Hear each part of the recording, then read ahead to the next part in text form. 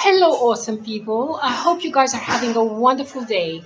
I am Marie for Bodysum, and today I want to start by sending much love and positive energy as always. Today's episode is about what you can do if you train hard, eat well, but when you look in the mirror, you still don't see the wanted results. So if you can relate with what I've just said, you want to stick around because this episode is for you. So don't panic. There are two things that you can do about it. Um, and the first one is to look at your training routine, exercise, and intensity. And the second one is look at your food, portion control, and timings. But what I suggest and what I recommend to all my people is before you rush into changing your eating habits and cut down on food, it's best you first look at your training, the type of exercises that you do, and the intensity at which you do these exercises. There is a simple way for you to understand and think of how you can work out this intensity. So if you think of a scale from 1 to 10, with 1 being very, very easy and 10 being very, very hard, I'd like you to think where on this scale you are every time you work out. So ideally, you should be between 7 and 10 every time.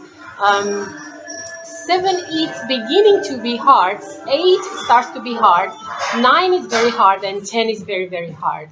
So this is called the rate of perceived exertion, but you don't need to remember this. All you need to remember is that you need to be in between 7 to 10 of your overall effort. If you find that you need to increase the intensity of your training, there are 3 ways that you can achieve that.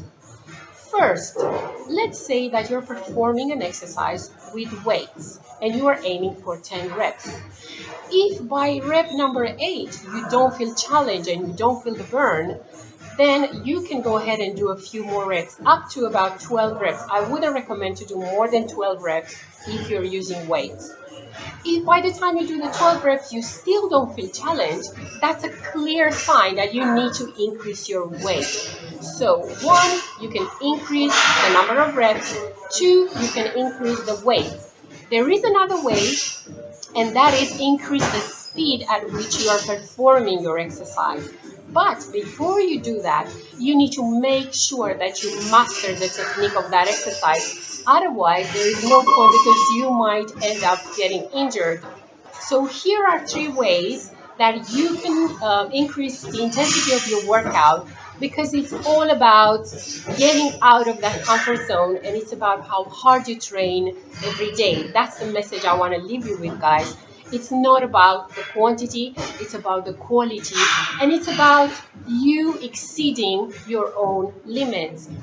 If you follow this technique and this approach, it doesn't matter if you are a beginner or you are a professional athlete, because it's all about pushing your own limits.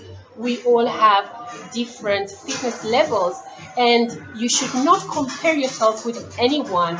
All you need to do is step out of your own limits, and every single time 2 extra reps will make the difference. Trust me. Thank you guys for watching. I hope you have found this useful, and I'm looking forward to see you again. But until then, don't forget to stay awesome.